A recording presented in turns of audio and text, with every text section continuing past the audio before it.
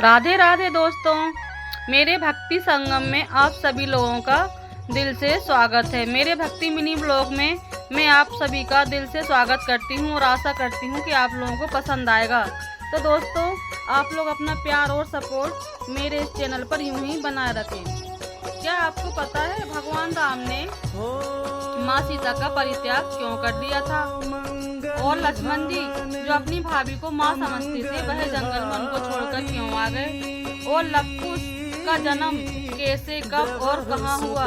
माँ सीता को क्यों अग्नि परीक्षा देनी पड़ी? क्या आप लोग जानते हैं? तो दोस्तों, आइए मेरी एक छोटी सी कोशिश, आशा करती हूँ कि आप लोगों को जरूर पसंद आएगी। तो प्लीज़ मेरे चैनल को लाइक सब्सक्राइब जरूर करें। दोस्तों, ये तो सभी जानते हैं कि भगवान राम का विवाह माँ जगदम्बे सीता जी के साथ हुआ था। पर ऐसा क्या हुआ कि भगवान राम ने माँ सीता का परित्याग कर दिया? और जो लक्ष्मण जी भाभी को माँ का दर्जा देते थे, वो क्यों जंगल में उनको छोड़कर आ गए? क्यों वो जंगल में भटकती रही और एक आश्रम में उनको शरण लेनी पड़ी? आइए जानते हैं। जब भगवान राम ने अयोध्या की प्रजा की लोक निंदा के कारण गर्भवती सीता का परित्याग किया, तो लक्ष्मण जी उन्हें महर्षि वाल्मीकि के आश्रम के पास छोड़कर आ गए और उन्होंने माँ सीता से झूठ बोला कि वह वन विहार के लिए जा रहे हैं। यह सीता के जीवन का सबसे दुखद और कठिन समय था, लेकिन उन्होंने धैर्य और साहस के साथ अपने दोनों पुत्रों लव और कुश का पालन पोषण किया। यह कहानी मातृत्व, त्याग और अदम्य भावना की एक अद्भुत मिसाल है। वाल्मीकि आश्रम में सीता का आगमन हुआ। जब लक्ष्मण सीता को वन में छोड़कर गए तो सीता अत्यंत व्याकुल हुई और आसपास देखा तो कोई भी नहीं था, तो वह रोई और विलाप करने लगी, असहाय महसूस करने लगी। वन के एकांत में उन्हें महर्षि वाल्मीकि का आश्रम दिखा। आश्रम में रहने वाली ऋषि पत्नियां और शिष्यों ने उन्हें आश्रय दिया और उनका दुख देखकर उन्हें सतावना दी। महर्षि वाल्मीकि ने सीता की स्थिति को समझा और उन्हें अपनी पुत्री के समान स्नेह दिया। उन्होंने सीता को वन देवी के रूप में अपने आश्रम में रहने की अनुमति दी और उनकी हर संभव सहायता की। लव और कुश का जन्म कैसे हुआ? आइए जानते हैं। वाल्मीकि आश्रम में ही सीता ने अपने दो जुड़वा पुत्रों को जन्म दिया। ये बालक अत्यंत तेजस्वी और सुंदर थे। महर्षि वाल्मीकि ने उनका नामकरण किया। बड़े पुत्र का नाम लव और छोटे पुत्र का नाम कुश रखा गया। इन दोनों पुत्रों के जन्म के बाद सीता के जीवन में एक नई आशा की किरण जाग गई और उद्देश्य का संचार हुआ। वे अपनी सारी पीड़ा भूलकर अपने पुत्रों के पालन पोषण में लीन हो गई। मातृत्व और दैनिक जीवन। सीता ने वाल्मीकि आश्रम में एक साधारण जीवन व्यतीत किया। उन्होंने राष्ट्रीय सुख सुविधाओं का त्याग कर दिया और वह एक वनवासी स्त्री के रूप में जीवन बिताने लगी। उनका मुख्य कारण था ध्यान, लव और कुश की देखभाल करना और उनके भविष्य को बनाना। सादगी भरा जीवन जीना शुरू कर दिया माँ सीता ने। सीता स्वयं वन से फल लाती, कंदमूल लाती और लकड़ियां एकत्रित करती। वे आश्रम के सारे कार्य में हाथ बटाती, जैसे कि यज्ञ की सामग्री लाना, आश्रम की साफ सफाई करना। उन्होंने अपने बच्चों को भी सादगी और आत्मनिर्भरता का पाठ पढ़ाया। शिक्षा और संस्कार सिखाना। सीता ने अपने पुत्रों को बचपन से ही अच्छे संस्कार दिए। उन्होंने धर्म, नैतिकता और मर्यादा का ज्ञान कराया। वे उन्हें राम भगवान की अयोध्या की कहानियां भी सुनाती थी। हालांकि उन्होंने कभी राम के त्याग का उल्लेख नहीं किया, ताकि बच्चों को मन में अपने पिता के प्रति कोई द्वेष न आए। गुरु वाल्मीकि का सन्निहित। महर्षि वाल्मीकि ने लव और कुश के गुरु का दायित्व संभाला। उन्होंने लव और कुश को वेद, शास्त्र, धनुर्विद्या, युद्ध कला और संगीत की शिक्षा दी। लव और कुश अत्यंत बुद्धिमान और प्रतिभावान भगवान थे। उन्होंने अपने गुरु से बहुत कुछ सीखा और जल्दी सभी विद्याओं में निपुण हो गए। वाल्मीकि जी ने उन्हें रामायण का ज्ञान कराया और उन्होंने इसके श्लोक कंठस्थ करा, जिससे वे राम कथा का ज्ञान कर सके। आत्मनिर्भरता और शौर्य का विकास। वाल्मीकि आश्रम का शांत और प्राकृतिक वातावरण लव और कुश के शरीर और मानसिक विकास के लिए उत्तम था। वे वन में खेलते कूदते, जंगली जानवरों के साथ घुल मिल जाते थे और धनुर्विद्या का अभ्यास करते। सीता ने उन्हें किसी प्रकार की कमी महसूस नहीं होने दी। भी उन्हें हमेशा मजबूत और निडर बनाने के लिए प्रेरित करती थी। लव और कुश इतने पराक्रमी बन गए थे कि वे वन में आने वाले राक्षसों और जंगली जानवरों से आश्रम की रक्षा भी करते थे। सीता का धैर्य और त्याग।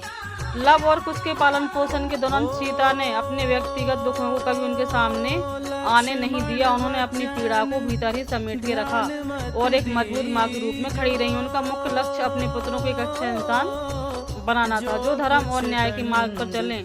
उन्होंने कभी अपने पति राम के प्रति कोई कटुता नहीं दिखाई और हमेशा मर्यादा का पालन किया। उनका यह धैर्य और त्याग ही था जिसने लव और कुश को एक ऐसे वीर और संस्कारी राजकुमार के रूप में विकसित किया जिन्होंने बाद में अपने पिता को आश्चर्यचकित कर दिया। राम ने पुनर्मिलन की भूमिका। जब राम ने अश्वमेध यज्ञ का आयोजन किया तो यज्ञ का घोड़ा वाल्मीकि आश्रम के पास से गुजरा। लव और कुश ने उस घोड़े को पकड़ लिया और राम की सेना को चुनौती दी। जब लक्ष्मण और शत्रुघ्न जैसे वीर उनको पराजित नहीं कर पाए तो राम स्वयं वहां पर आ गए। महर्षि वाल्मीकि ने इस अवसर पर राम और सीता का पुनर्मिलन कराया और लव कुश की पहचान राम को बताई। लव और कुश ने राम के दरबार में रामायण का ज्ञान किया जिससे राम और अयोध्यावासी सभी सीता की पवित्रता और उनके त्याग से अवगत हुए। सीता ने लव और कुश का पालन पोषण इस प्रकार किया कि उनको कभी ये न लगे कि उनकी माँ उनका पालन पोषण अच्छे से नहीं कर पा रही है।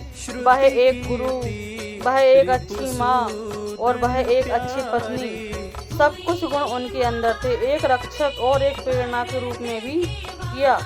उनके इस त्याग और दृढ़ता ने लव और कुश को महान योद्धा और ज्ञानी राजकुमार बनाया जो बाद में अपने पिता के उत्तराधिकारी बने। क्या आप लव और कुश के शौर्यपूर्ण कार्यों के बारे में जानना चाहेंगे?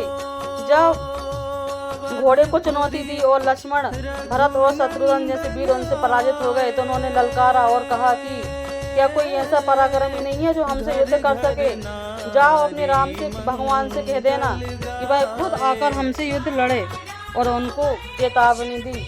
जब सब लोग हार गए तो स्वयं राम भगवान को लव और कुश से युद्ध करने के लिए आना पड़ा। जब लव, कुश और भगवान राम का आमना सामना हुआ तो बजरंगबली ने उन दोनों को देखकर मन ही मन में उन्होंने यह विचार बना लिया था कि यह पुत्र हो न हो यह राम भगवान के ही पुत्र हैं। पर वह कुछ निष्कर्ष पर पहुंचते इससे पहले ही दोनों में महायुद्ध शुरू हो गया। ना ही वो मान रहे थे और ना ही वो मान रहे थे। एक एक करके उन्होंने सबको हरा दिया। एक एक करके भरत, लक्ष्मण, शत्रुघ्न, बजरंगबली को तो उन्होंने बंदी बना लिया था और एक पेड़ से बांध दिया था और बोला कि तुम्हारे यहाँ तुम्हारे मालिक से क्या इतना भी नहीं है कि वह तुम्हारी बात सुने? क्या कोई ऐसा नहीं है जो हमसे युद्ध कर सके?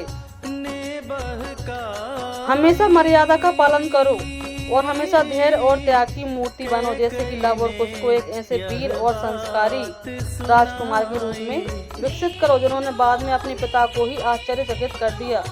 जब वह भगवान राम पर बाण छोड़ने वाले ही थे तब माता सीता सामने आकर खड़ी हो गई, पर भगवान राम ने उनको पहचान नहीं पाया क्योंकि वह उनसे नहीं मिली और वह अयोध्या में जाने के लिए जिद करने लगे। इसके बाद में माँ सीता से आज्ञा पाकर लव और कुश अयोध्या पहुँचे जहाँ पर उन्होंने अपनी